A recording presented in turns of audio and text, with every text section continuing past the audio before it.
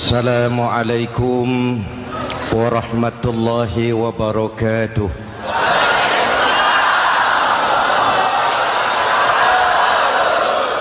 Alhamdulillahillazi ja'ala Ramadhana syahra siyami lil mu'minin. Wassalatu wassalamu ala asyrafil mursalin Sayyidina Muhammadin wa ala alihi wa sahbihi ajma'in, amma ba'du. Para ulama yang saya muliakan, para pejabat baik sipil maupun militer yang saya hormati, alhamdulillah malam ini atas izin Allah, mudah-mudahan yang kita laksanakan ini merupakan bagian dari amal ibadah kita di bulan suci Ramadan ini. Hadirin, reformasi terbesar adalah reformasi yang dilakukan oleh baginda Nabi besar Muhammad sallallahu alaihi wasallam. 23 tahun merombak satu bangsa biadab menjadi bangsa beradab, merombak umat yang terpecah belah menjadi umat yang bersatu, merombak masyarakat yang tenggelam dalam kemusyrikan menjadi umat yang bertauhid. Reformasi besar apa yang dilaksanakan oleh Rasul dan apa hubungannya dengan kita sekarang? Ini yang ingin saya sampaikan malam ini. Pertama, beliau melaksanakan reformasi akidah, membebaskan manusia dari kemusyrikan, menyelamatkan manusia dari ketergantungan kepada benda. 13 tahun beliau berjuang di kota Makkah hanya untuk menanamkan la ilaha illallah Muhammadur Rasulullah. Dari sana segalanya dimulai, meletakkan fondasi. Saya yakin tidak ada Tuhan selain Allah dengan seluruh konsekuensinya. Kalau saya yakin tidak ada Tuhan selain Allah, maka saya tidak akan menyembah kecuali hanya kepada Allah. Orang yang benar fondasinya, benar sujudnya. Jelas? Kalau saya yakin tidak ada Tuhan selain Allah, saya tidak akan minta rizki kecuali hanya kepada Allah. Orang yang benar fondasinya, jauh dari korupsi, jauh dari judi.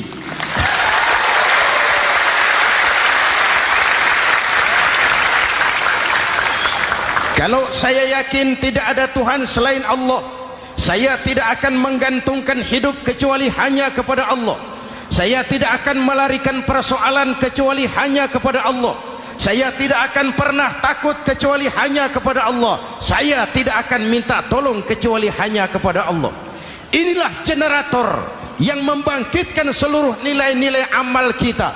Kita puasa, kita sujud, kita jihad, itu kan karena nilai iman. Betul?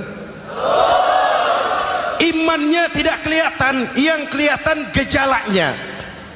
Mic ini berbunyi karena ada strom. Percaya apa tidak? Kelihatan stromnya? Kok tahu ada strom dari mana? Dari bunyi. Ada suaranya itu, ada stromnya. Kenapa? Bunyi. Lampu menyala karena ada strom. Kipas angin berputar karena ada strom. Betul? Jadi kalau ada strom bunyi dong.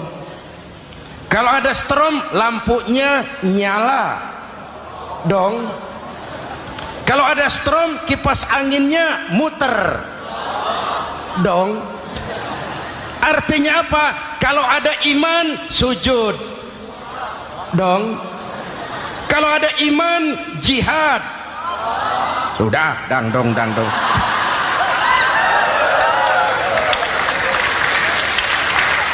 Seluruh seluruh amaliyah kita hanya refleksi dari nilai-nilai keimanan. Maka dimulai dengan fondasi. Kalau fondasi kuat, apapun yang mau dibangun aman. Kalau fondasi rapuh, apa yang mau dibangun di atas fondasi yang rapuh. Karena itu, dengan tabligh akbar ini, pesan pertama saya, mari jaga nilai-nilai iman kita. Kita masih bergelut dengan zaman susah. Judi kembali merebak, narkoba meracuni remaja dan pemuda-pemudi kita, padahal dua-duanya sumber segala macam kemaksiatan. Judi mendidik orang jadi malas, dan sejarah belum pernah mencatat ada orang jadi kaya karena judi. Yang bangkrut, yang kere, yang melarat banyak.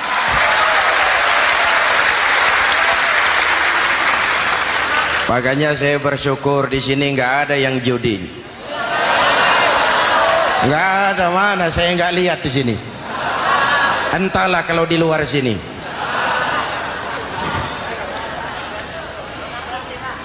Judi itu penyakit, kalahnya bikin penasaran, menangnya bikin ketagihan. Itulah penyakitnya.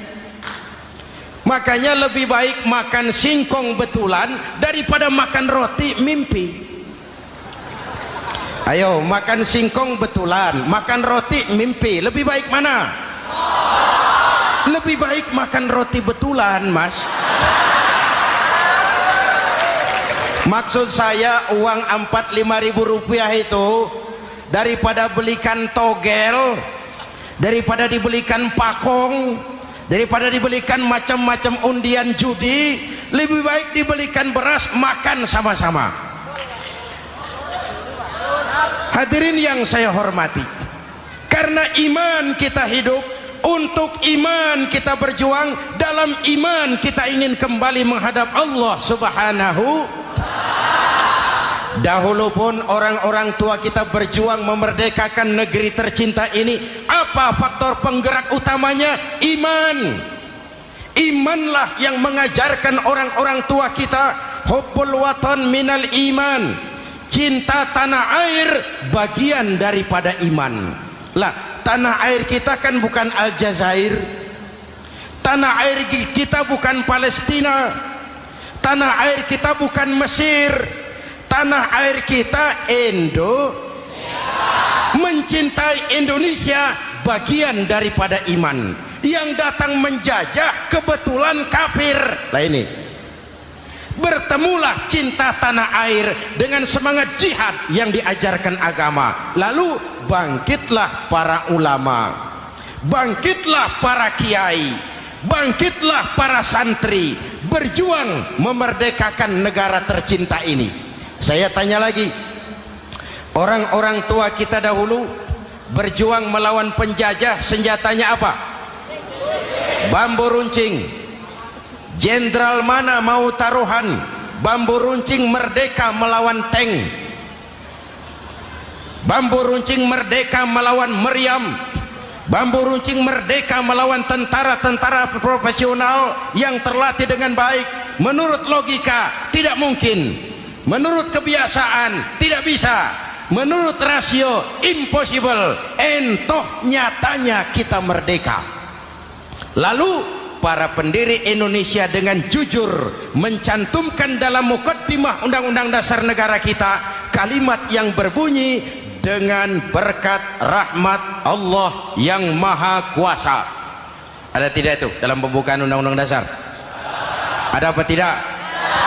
Pokoknya biar belum pernah baca, ada gitu saja sudah, ya, biar lancar urusan. Saya yakin kalimat ini bukan lipstick, not decoration only. Kalimat ini pengakuan moral, pengakuan batin yang sangat jujur dari para pendiri Indonesia bahwa Allah campur tangan dalam proses kemerdekaan. Kalau tidak, nggak ada ceritanya bambu runcing merdeka melawan tank.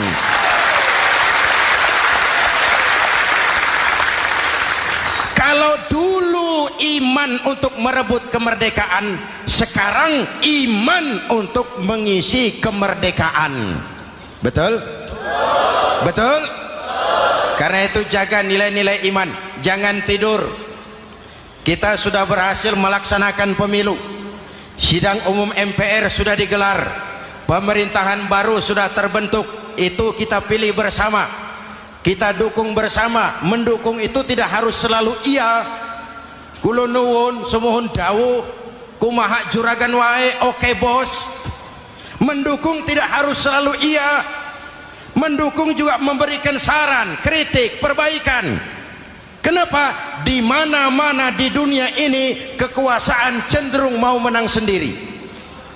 Kekuasaan cenderung untuk korup. Karena itu kalau kita cinta kepada pemerintah, kita harus mengawasi jalannya pemerintahan kita ini.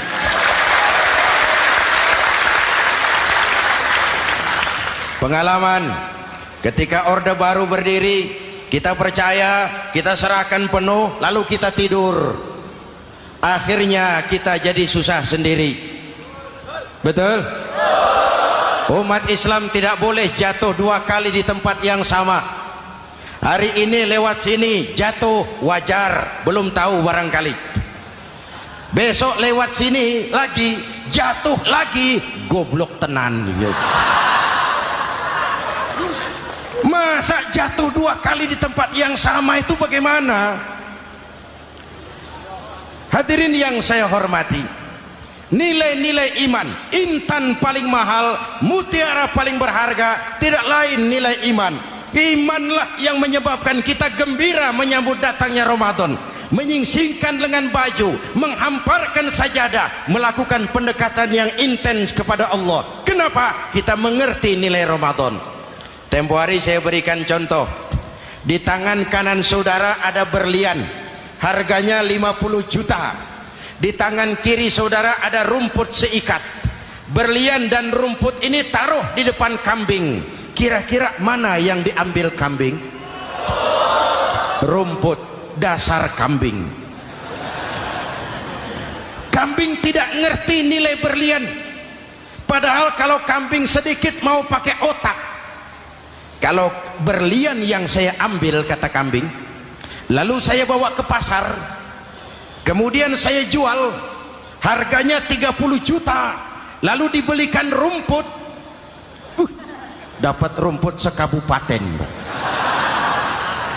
Tapi kambing tidak ngerti nilai berlian. Yang kambing tahu cuma rumput. Kenapa? Hidup kambing cuma melayani perut. Maka kata Imam Ali karramallahu wajhah, orang yang hidupnya hanya untuk melayani perut,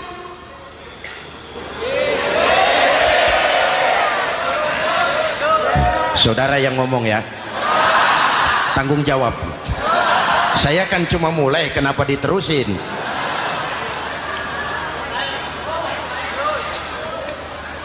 Hadirin yang saya hormati, jaga iman baik-baik, wariskan kepada anak-anak kita. Mereka harapan kita semua.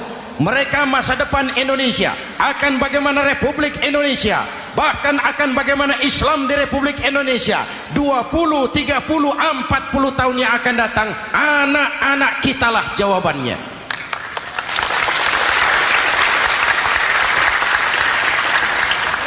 Mereka mau jadi apa, persilahkan, asal iman merupakan landasan hidupnya. Anak-anak kita boleh jadi jenderal asal jenderal beriman, boleh jadi pejabat, pejabat beriman, jadi pengusaha, pengusaha beriman. Kalau iman landasannya aman. Jadi pengusaha, pengusaha beriman, insya Allah timbangannya tidak curang, ekonomi lancar, masyarakat tenang. Jadi petani, petani beriman, insya Allah tidak menggarap tanah yang bukan miliknya.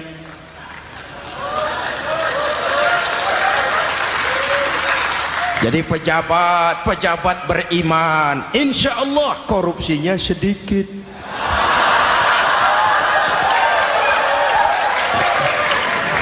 Jadi jenderal, jenderal beriman, insya Allah berjuangnya bersama ulama, bukan nangkepi ulama.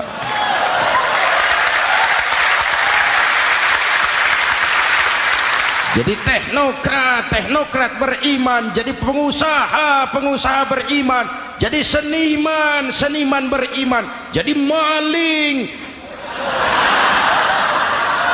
Nggak ada, mana ada maling beriman? iman landasannya, insya Allah aman. Ini yang pertama. Yang kedua, baginda Nabi melaksanakan reformasi sosial. Berupa apa? Membebaskan manusia dari ras diskriminasi, mengikat manusia dengan tali akidah. Diciptakan kita dari laki-laki dan perempuan, dijadikan kita bersuku-suku dan berbangsa-bangsa. Bahkan Quran memulai dengan kalimat syu'ub, wa ja'alnakum syu'uban wa qabaila. Kami jadikan kamu berbangsa-bangsa dan bersuku-suku agar kamu saling mengenal satu dengan yang lain. Saya ingin mengulangi imbauan saya, mari kita tingkatkan kerukunan. 3 macam kerukunan. Pertama, rukun antar umat seagama. Sesama muslim harus rukun. Ya Pak? Ya Bu?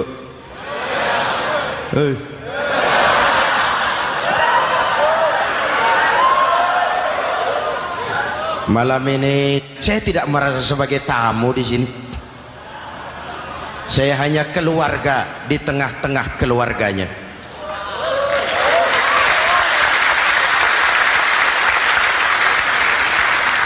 Di sepanjang Jawa kah saya, ke Sumatera kah saya, ke Kalimantan saya, ke Sulawesi saya, ke Irian Jaya saya, kemana saja saya pergi, di mana saja saya berada, saya hanya keluarga di tengah keluarganya. Sebagai muslim kita terikat akidah, sebagai bangsa kita punya komitmen, kita ingin bersatu nusa, satu bangsa, satu. Inilah kita. Hadirin yang saya hormati, rukun antar umat seagama. Hura-hura pemilu sudah lewat, ekses-eksesnya harus kita hilangkan. Boleh jadi kemarin-kemarin karena berbeda kaos sama teman gak teguran. Yang sudah-sudah, yang penting sekarang ke depan. Sudah capek kita rakyat diobok-obok. Sudah datang saatnya kita meluruskan saf, merapatkan barisan, menggalang semangat kebersamaan.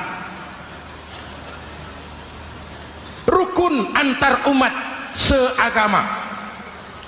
Begitulah malam ini saya hadir di tengah keluarga sendiri. Yang mengikat kita apa? Akidah. Di masjid kita ditemukan, dan inilah simbol kehidupan umat. Tadi kita sholat isya dan tarawih di sini, menghadap ke arah yang sama, menyembah Allah Tuhan yang sama, melakukan gerak yang sama, membaca bacaan yang sama, dengan bahasa yang sama. Betul? Tapi kita datang dari segala penjuru. Kita datang dari sebelah lor, sebelah kidul, sebelah wetan, sebelah kulon. Di sini di masjid ini kita menghadap ke arah yang sama. Kita yang hadir di sini boleh jadi ada yang dari Sumatera, Kalimantan, Sulawesi, Irian Jaya, tapi kita adalah Indonesia. Jelas? Jelas? Saya sering kasih contoh, coba kalau sholat pakai bahasa masing-masing, ramai masjid, bingung malaikat. Ini Indonesia ramai karena tiap provinsi sholat pakai bahasa masing-masing. Kalau Riau bicara sendiri, Ambon bicara sendiri, Aceh bicara sendiri, Irian bicara sendiri, ramai masjid. Jelas? Jelas? Yang imam pakai bahasa Indonesia, takbir, Tuhan yang maha besar. Gagah sekali, bingung malaikat. Kembali kita kalau sholat pakai bahasa masing-masing.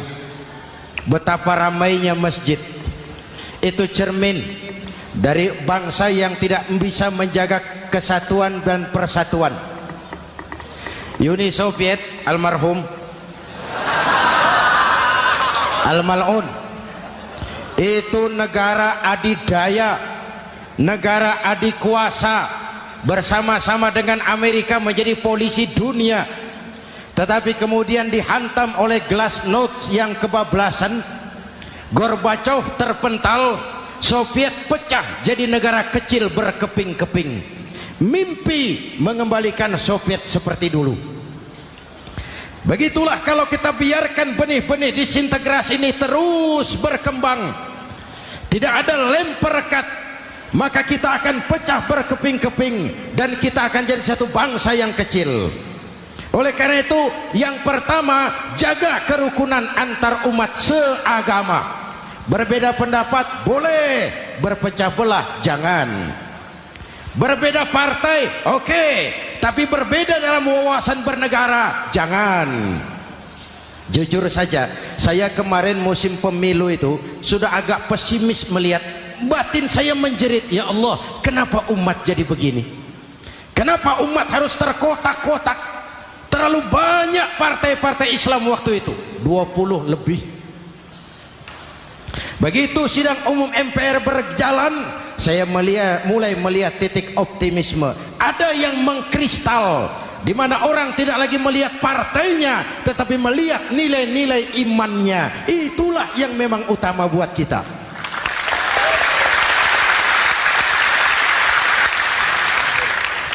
Ini yang pertama, rukun antar umat seagama.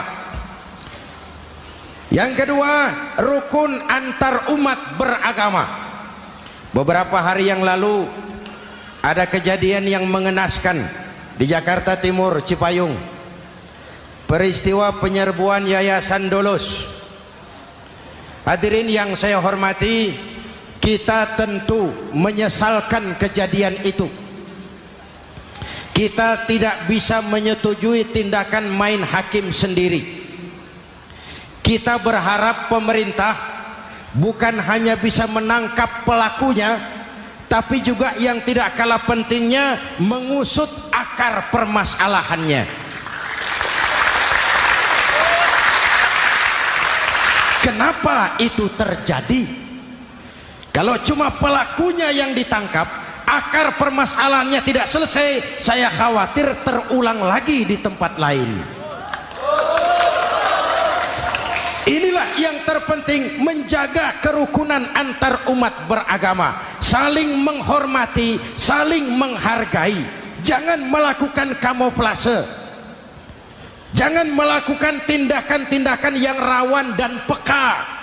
Misalnya umat Islam membangun masjid di tengah perkampungan orang Kristen, padahal tidak ada Islamnya di situ. Itu bisa menimbulkan kerawanan. Atau sebaliknya, membangun gereja di tengah perkampungan umat Islam yang tidak ada Kristennya di situ. Atau sebaliknya, mereknya kegiatan sosial, mereknya kegiatan kemanusiaan, tapi isinya penyebaran agama kepada orang yang sudah beragama. Itu pun bisa menimbulkan kerawanan. Jelas? Maka yang besar jangan mau menang sendiri, yang kecil harus tahu diri. Jelas? Mari saling menghormati, mari saling menghargai dalam batas lakum dinukum. Menangkap pelakunya penting, mengusut akar permasalahannya itu pun tidak kurang pentingnya. Hadirin yang saya hormati, Islam agama toleran, baik dari prinsip ajarannya maupun dari sikap umatnya. Islam agama yang rahmatan lil alamin. Kita punya kewajiban untuk membuktikan bahwa Islam bukan merupakan ancaman. Islam adalah alternatif. Islam adalah solusi. Islam bukan ancaman. Yang hadir di sini bukan perusuh, bukan umat biang kerok. Ini umat yang cinta damai.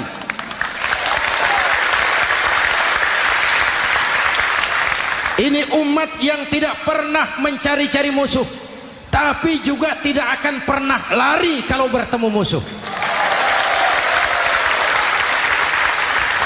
Mari kita jaga kerukunan antar umat beragama. Jangan sampai peristiwa Dolos terulang lagi di tempat-tempat lain. Saling menghargai, saling menghormati. Jangan main hakim sendiri, tapi juga jangan mau menang sendiri. Hadirin yang saya hormati, dengan menjaga kerukunan antar umat beragama, akar keutuhan kita sebagai bangsa semakin terpelihara. Lalu yang ketiga, rukun antar umat beragama dengan pemerintah. Tadi kita sholat di sini ada imam, ada makmum, betul? Kalau makmum siapa saja boleh, Mas. Tidak ada pemilihan makmum. Fikih itu ketat kalau sudah memilih imam. Nih makmum siapa saja. Pak, itu orang pemabuk itu, boleh jadi makmum. Suka mencuri, Pak, boleh jadi makmum. Bacaannya tidak fasih, boleh jadi makmum. Ketinggalan 1 rakaat, boleh jadi makmum. Tapi tidak tiap orang boleh jadi imam. Kenapa? Imam mau mimpin orang banyak. Kalau dia bodoh, bagaimana nasib makmumnya?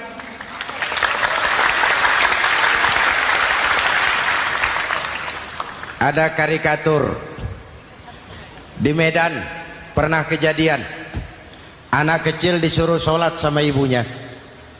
Nak, sholat kau. Ah, aku tak pandai sholat, mak. Si Ucok rupanya ini. Kata ibunya, sudahlah, kau ikuti saja bapakmu tuh. Apa yang bapak mau kerjakan, kau ikuti sajalah. Jadilah, mak, kalau ikut saja bisa laku. Berangkatlah anak ini kan, sholat di belakang bapaknya, jadi makmum. Sholat di balai bambu, tidak pakai tikar. Bangun sujud, hidung bapaknya terjepit bambu. Karena sakit dan kaget, refleks bapak ini teriak, aduh. Anak di belakang ingat pesan maknya, ikuti saja bapakmu. Si anak ini malah pakai irama, aduh.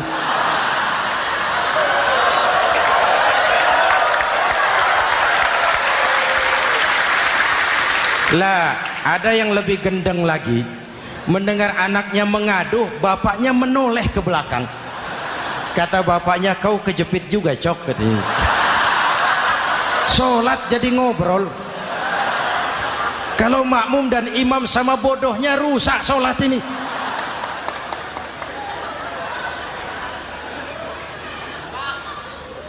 Hadirin yang saya hormati, rukun antar umat beragama dengan pemerintah, pemerintah yang legitimate, yang dihasilkan lewat proses demokrasi. Benarnya kita dukung, salahnya kita tegur, kita kritik, kita perbaiki, kita berikan saran-saran yang baik. Sekali lagi, jangan tidur. Sudah lewat masanya. Kemarin-kemarin kita menghadapi satu masa yang penuh krusial. Sudah datang saatnya kita bersama-sama bahu-membahu mengatasi kesulitan besar yang tengah kita hadapi sekarang ini.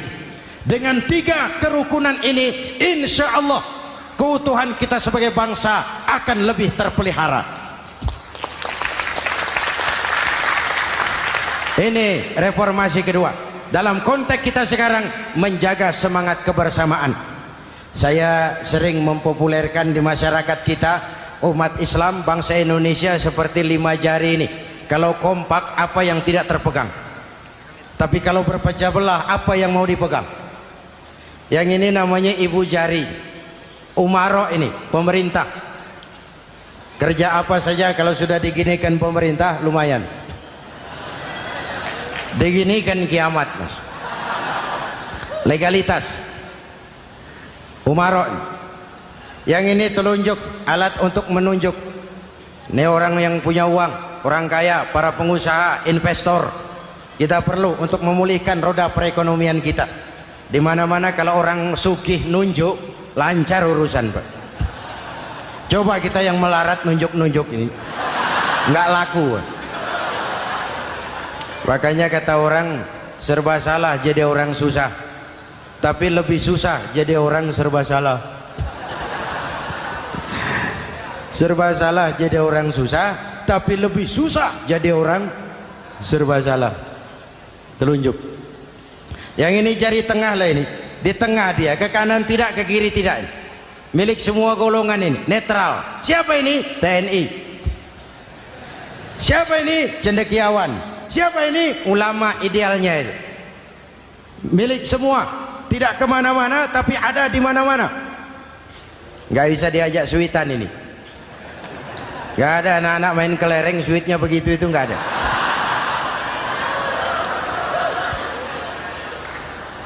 Ini jari manis, remaja, pemuda, masa muda, masa yang paling manis. Semua harapan milik pemuda. Belum pernah saya dengar ada orang pidato para kakek-kakek harapan bangsa, belum pernah. Mesti kalau sudah harapan umat, pemuda, harapan negara, pemuda, harapan agama, pemuda, harapan bangsa, pemuda, harapan pemudi. Jari manis. Yang ini kelingking, jari paling kecil ini. Ini kaum wanita ini. Perempuan. Kecil tapi mantap. Masya Allah. Ini ibu jari ini besar ini. Sweet ketemu kelingking, kalah ibu jari ini. Di mana-mana kekuasaan sering kalah sama perempuan. Siapa yang mendorong-dorong Nabi Adam memetik pohon buah khuldi? Kelingking. Kelingking. Kelingking. Julius Caesar tunduk kepada Cleopatra. Siapa Cleopatra? Kelingking. Napoleon, singa daratan Eropa, the Lion of Europe, luas kekuasaannya, hebat tentaranya, bertekuk lutut di bawah kaki Margaret Josephine. Kelingking. Hadirin yang saya hormati, kalau 5 pilar ini bersatu, ringan sama dijinjing, berat sama dipikul, kita akan jadi satu bangsa yang kuat. Jelas? Jelas? Dengan Ramadan, dengan tabligh akbar malam ini, mari kita jaga semangat kebersamaan. Saya selalu mengingatkan, sekarang lebih banyak tukang kompor daripada tukang lem. Lebih banyak tukang kompor daripada tukang lem. Hangati sana, sulut sini, bakar sana, panasi sini, terbakar kita, dia lari tepuk tangan, dan kita yang rugi. Jelas? Jelas? Ini hal yang kedua. Reformasi sosial, mengikat manusia dengan tali akidah, mempersaudarakan manusia dari manapun orang datang, apapun warna kulitnya, dari suku apapun ia dilahirkan, kalau akidahnya sama, itulah saudara kita.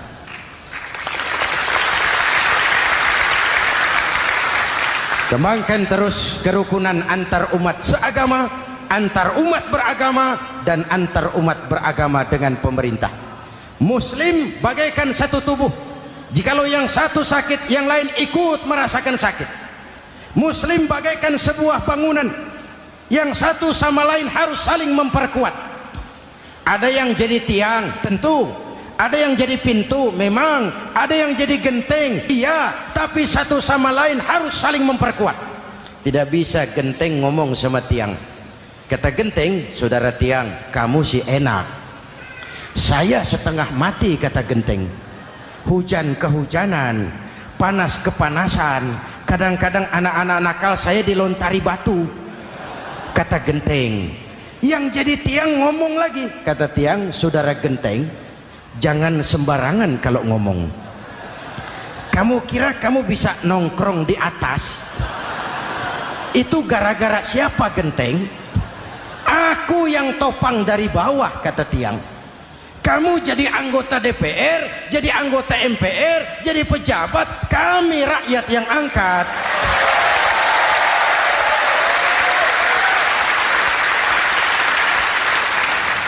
Jangan waktu di bawah rajin ngamalkan ayat kursi, dapat kursi lupa sama ayat.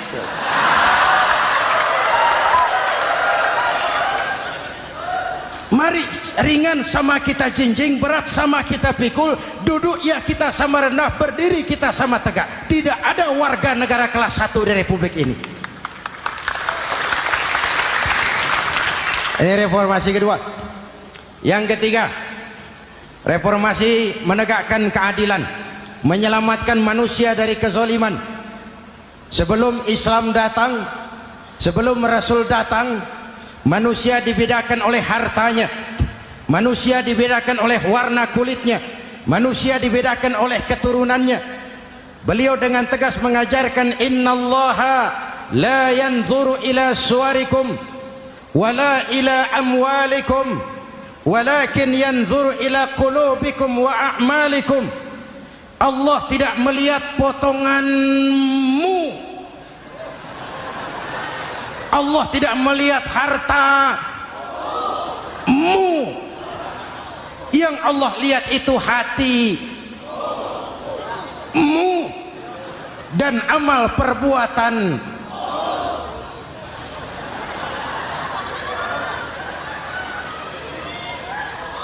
Perjuangan menegakkan keadilan. Hadirin yang saya hormati, itulah yang menyebabkan reformasi kita menggelinding. Menuntut keadilan, baik keadilan di bidang politik, keadilan di bidang ekonomi, keadilan di bidang hukum. Nabi pernah mengingatkan, hakim, kata Nabi, itu ada 3 macam. Al-qudatu salasatun. Hakim ada 3 macam. 1 di surga, 2 di neraka. Hadirin yang saya hormati, siapa yang hakim ke surga itu? Ada hakim yang tahu tentang kebenaran, lalu siap melaksanakan kebenaran itu, menghukum dengan kebenaran apapun resikonya, walaupun dimusuhi atasannya, walaupun bertentangan dengan nuraninya, karena itu orang yang dia sukai, tapi dia tetap melaksanakan hukum. Hakim yang mengerti tentang kebenaran sesuatu lalu melaksanakan hukum dengan kebenaran itu yang akan sampai ke surga.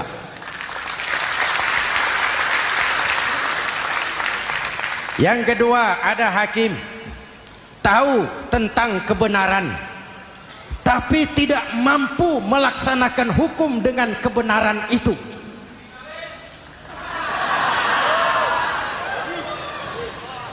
Tahu sesuatu itu benar tetapi tidak punya nurani untuk membela kebenaran. Mengetahui kebenaran tapi tidak berdaya untuk memperjuangkan kebenaran. Akhirnya hukum dikebiri. Yang salah jadi benar, yang benar jadi salah. Itulah realita yang kita rasakan selama ini. Yang baca Quran dengan suara merdu dapat piala. Yang mengamalkan Quran dengan konsekuen dapat penjara. Yang berteriak-teriak menegakkan keadilan dianggap aneh. Yang korupsi habis-habisan hidup terhormat.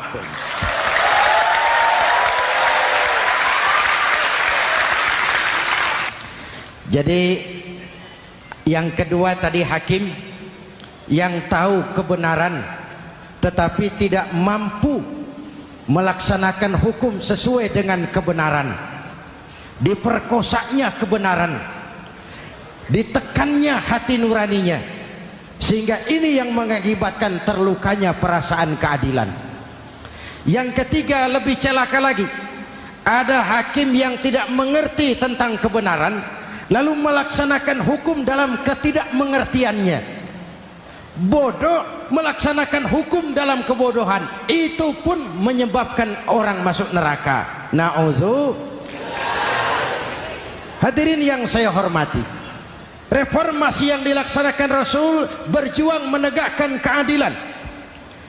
Setelah membebaskan manusia dari ras diskriminasi, an-nas kulluhum li Adam wa Adam min turab, la fadla li arabiyyin ala ajamiyyin illa bitaqwa. Seluruh manusia berasal dari Adam.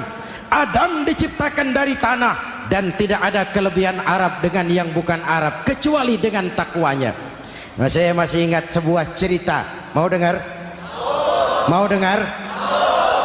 Pada waktu Umar bin Khattab radhiyallahu anhu menjadi khalifah, menjadi Amirul Mukminin, itu yang jadi gubernur di Mesir adalah Amr bin As. Satu saat Amr bin As ingin mendirikan masjid, tapi tanah lokasi masjid itu milik orang Yahudi, ada gubuk di situ. Dipanggil Yahudi ini oleh Amr bin As. Saudara Yahudi, iya. Itu rumahmu ya? Iya. Sudah tahu belum? Belum. Ya memang saya belum kasih tahu. Begini, kamu bangun sembarangan saja, rumahmu kena jalur hijau itu. Lalu saya mau bangun masjid di situ. Ya tapi ada rumah saya, Pak. Sudahlah, rumahmu saya bayar, saya beli. Enggak mau, Pak. Rumah saya cuma itu-itunya. Saya bayar 2 kali lipat. Enggak mau, Pak. Enggak mau. Sudahlah, saya ganti rugi. Ya, enggak mau, Pak. Namanya juga ganti rugi, Pak. Biar digantikan tetap rugi. Mangkel Amr bin As ini wong cilik kok bertingkah amat. Si amat aja enggak bertingkah. Panggil Kamtib. Hei, gusur. Ditarik rumah Yahudi ini, ambrol, menitiskan air mata si Yahudi di sudut kehidupan. Begini wong cilik ini sudah jatuh tertimpa tangga, rumah cuma sak gubuk-gubuknya diderek oleh petugas. Pikir-pikir Amr bin As kan cuma gubernur, di atasnya kan masih ada khalifah Umar bin Khattab. Saya mau lapor ke pusat. Berangkat Yahudi ini dari Mesir menuju Madinah, berhari-hari berjalan, sambil jalan sambil berpikir, ini nanti kalau saya laporan kepada khalifah, apa pengaduan saya diterima? Wong saya rakyat kecil, lagian Yahudi, sementara yang menggusur saya ini gubernurnya sendiri. Terus dia berjalan sampai di kota Madinah. Lewat tengah hari dia mulai cari-cari. Ada orang, ketemu orang sedang tidur di bawah pohon kurma. Selamat siang, Pak. Siang. Saya mau numpang tanya, Pak. Tanya apa? Bapak tahu Khalifah Umar bin Khattab? Tahu. Istananya di mana, Pak? Istananya di atas lumpur. Di atas lumpur? Iya. Pakaian kebesarannya apa, Pak? Sutra? Bukan. Pakaian kebesarannya malu dan takwa.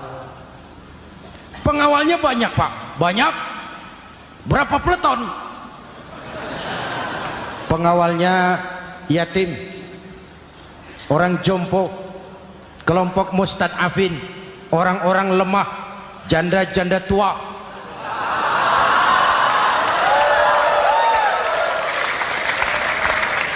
Itu pengawalnya. Pakaian kebesarannya malu dan takwa. Pengawalnya orang-orang lemah tidak berdaya. Kok begitu, Pak? Begitulah Umar bin Khattab. Orangnya sekarang di mana, Pak? Di depan kamu. Jadi Bapak? Iya. Bapak? Iya. Saya Umar. Ada apa, Mas? Oh, yang datang dari Semarang waktu itu.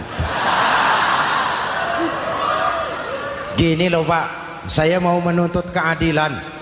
Keadilan kenapa? Gubernur Bapak Amr bin As itu, Pak, zalim. Kenapa dia? Gubuk saya main tarik saja, runtuh. Saya nggak punya rumah lagi, wong saya ini golongan makmur, cuma rumah sama sumur. Lalu untuk apa? Katanya dia mau bangun masjid di situ, Pak. Dipaksanya rumah kamu ditarik sampai runtuh. Iya. Yahudi? Iya, Pak. Itu ada tempat sampah ya. Betul, Pak. Di situ banyak tulang unta. Coba kau cari satu tulang unta bawa ke sini. Bingung Yahudi. Pak, saya jauh-jauh dari Mesir ke sini ini mau cari keadilan. Kalau tulang unta di Mesir juga banyak, Pak. Sudahlah, kau ambil saja tulang itu. Berangkat Yahudi penuh tanda tanya, ambil sebuah tulang unta, diberikan kepada Khalifah Umar bin Khattab. Tulang ini diambil, Umar hunus pedangnya, dengan ujung pedang dibuat garis lurus di atas tulang unta itu. Rak. Selesai. Yahudi, iya Pak, sekarang kau kembali ke Mesir, serahkan tulang ini kepada Umar bin Amr bin As. Makin bingung Yahudi, jauh-jauh datang kemari kira mau dapat keadilan, cuma dapat tulang. Ya sudahlah, namanya wong cilik. Berangkat dia pulang ke Mesir, berhari-hari sampai di Mesir. Pak Gubernur, ya lapor. Ada apa Yahudi? Saya dari pusat. Loh, kamu dari Madinah? Iya Pak. Ngapain sih kamu ke sana-sana? Nuntut keadilan. Kamu bertemu Khalifah? Ketemu Pak. Terus tulang.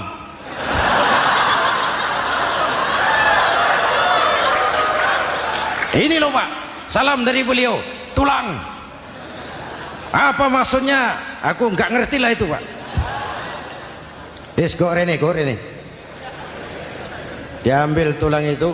Amr bin As melihat ada garis lurus dengan ujung pedang, gemetar badannya, keringat bercucuran. Kepala proyek dipanggil. Mas, ini proyek masjid batal, gubuk Yahudi dirikan lagi. Loh Pak, kata kepala proyek, saya kan sudah menang tender Pak.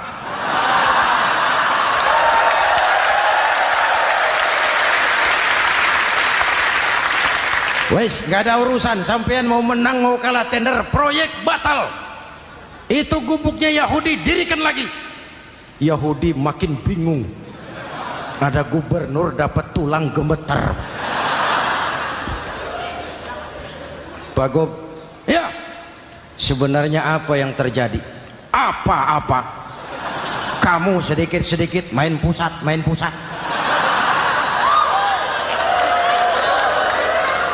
Yang ngomong dulu toh. Ya kan awalnya saya sudah ngomong Pak, tapi gubuk saya tetap ditarik. Percuma ya saya ke pusat Pak. Saya dapat teguran keras dari Khalifah. Tahu kau apa artinya ini? Seolah beliau berkata, "Hei Amr bin As, jangan mentang-mentang sedang berkuasa kau bertindak seenakmu. Berlaku lurus dan adillah kamu seperti lurusnya garis di atas tulang ini."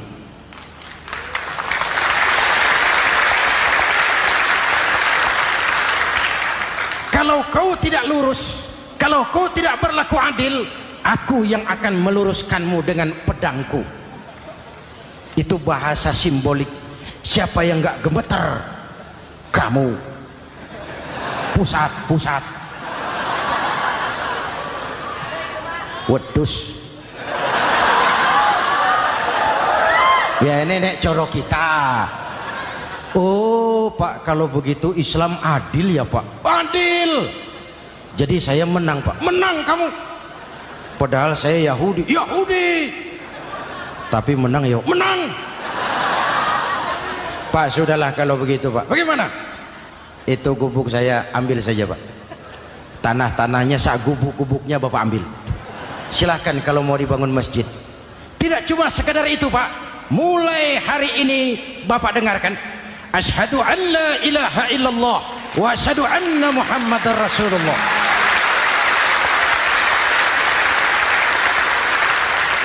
Yahudi bisa menang perkara menghadapi gubernur. Kalau ini terjadi di Indonesia,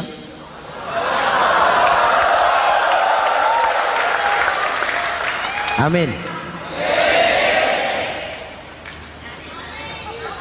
Oke, lalu siapa pemimpin adil itu? Setiap kita kan pemimpin. Presiden pemimpin di negaranya, gubernur pemimpin di provinsinya, bupati pemimpin di kabupatennya, Pak Camat pemimpin kecamatannya, Pak Lurah pemimpin di kelurahannya, suami pemimpin di rumah tangganya, anak muda pemimpin bagi dirinya. Dan setiap kita akan dimintakan tanggung jawab. Anak muda pemimpin buat dirinya, nanti diminta tanggung jawab. Hei, kakimu kau bawa jalan kemana? Tanganmu ngambil apa? Lidahmu bicara apa? Matamu menteleng. Apa yang dilihat?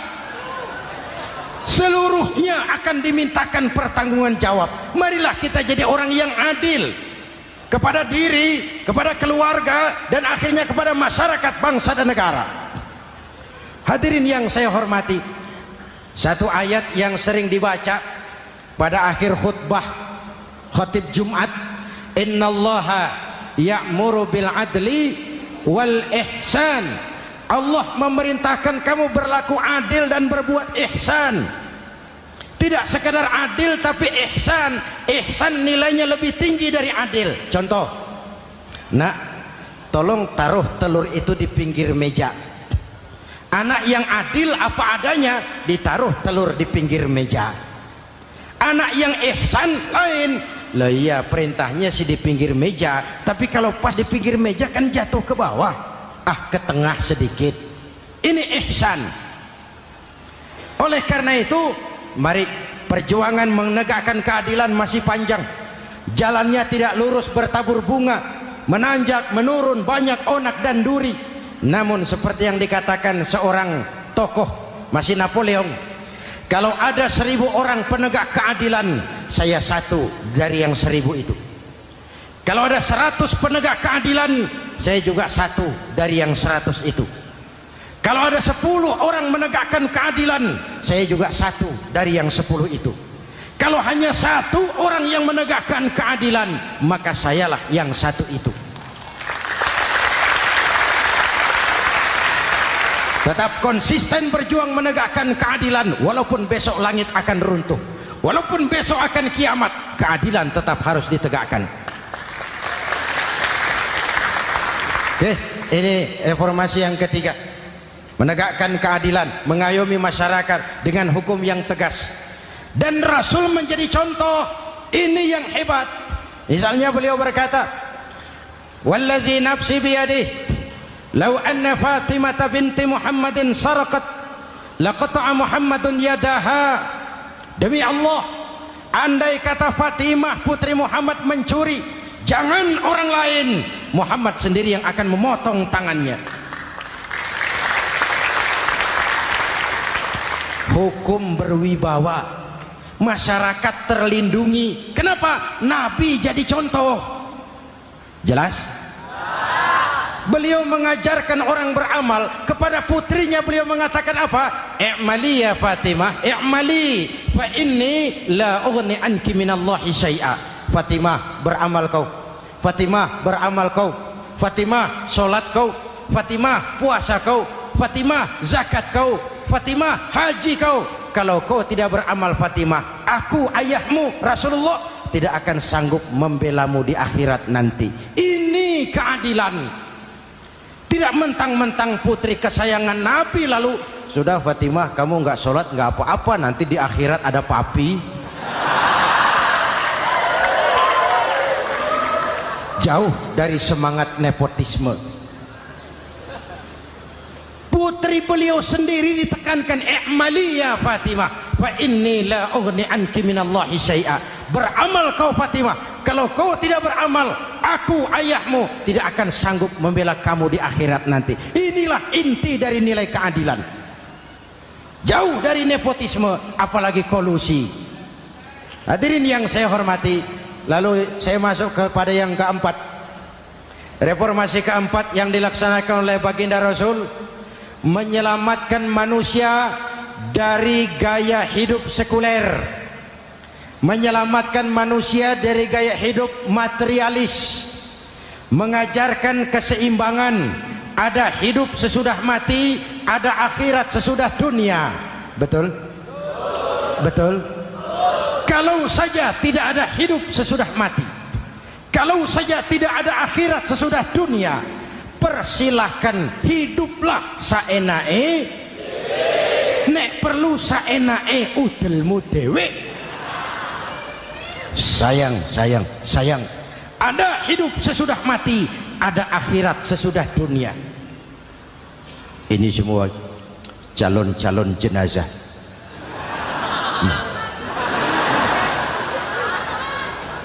Calon lurah belum tentu jadi lurah. Calon gubernur, wow, yang antri panjang. Calon menteri, mimpi. Calon jenazah, pasti. Betul? Karena ada hidup sesudah mati, ada akhirat sesudah dunia. Ini jadi rem. Saya kepengen kaya, tapi kalau menipu orang bagaimana dikubur? Saya kepengen naik pangkat, tapi kalau memfitnah orang bagaimana di akhirat? Melahirkan disiplin. Tujuan keyakinan akhirat mewarnai cara kita hidup di dunia. Hadirin, mari kita berdoa. Semoga semua yang hadir di sini dikuatkan iman dan Islam, dikokohkan kesatuan dan persatuan, dimurahkan rezeki untuk meningkatkan ibadah. Al-Fatihah. Bismillahirrahmanirrahim. Alhamdulillahirabbil alamin. Arrahmanirrahim. Maliki yaumiddin. Iyyaka na'budu wa iyyaka nasta'in. Ihdinas siratal mustaqim. Siratal ladzina an'amta 'alaihim ghairil maghdubi 'alaihim waladdallin. Amin. Nanti di akhir doa sama-sama kita kumandangkan kalimat tauhid. Bismillahirrahmanirrahim. Amin. Alhamdulillahirabbil alamin. Allahumma salli wa sallim mubarik ala sayyidina Muhammadin wa ala alihi wa sahbihi ajma'in. Allahumma rabbana taqabbal minna salatana wa siyamana wa qiyamana wa takhashu'ana wa ta'abbudana wa tammim taksirana ya arhamar rahimin. Allahumma ja'alna minas su'ada'il maqbulin wa la taj'alna minal ashqiya'il mardudin. Ya Allah, dengan sepenuh perasaan dan pengharapan, dengan segala kerendahan dan kelemahan, kami bermohon kehadirat-Mu. Tautkan hati kami bangsa Indonesia, satukan langkah kami untuk menata hari esok yang lebih baik. Karuniakan kami pemimpin-pemimpin yang takut kepadamu dan sayang kepada kami. Berikan mereka kekuatan zahir dan batin untuk membawa kami rakyat dan bangsa Indonesia keluar dari kesulitan besar ini menuju masyarakat yang adil dalam kemakmuran dan makmur dalam keadilan di bawah naungan ridha-Mu. Ya Allah, selamatkan kami dari perpecahan, selamatkan kami dari pertikaian, selamatkan kami dari bahaya kemunkaran dan kezaliman. Rabbana hab lana min azwajina wa dhurriyyatina qurrata a'yun waj'alna lil muttaqina imama. Afdalu ma qultuhu ana wan nabiyyuna min qabli. La ilaha illallah.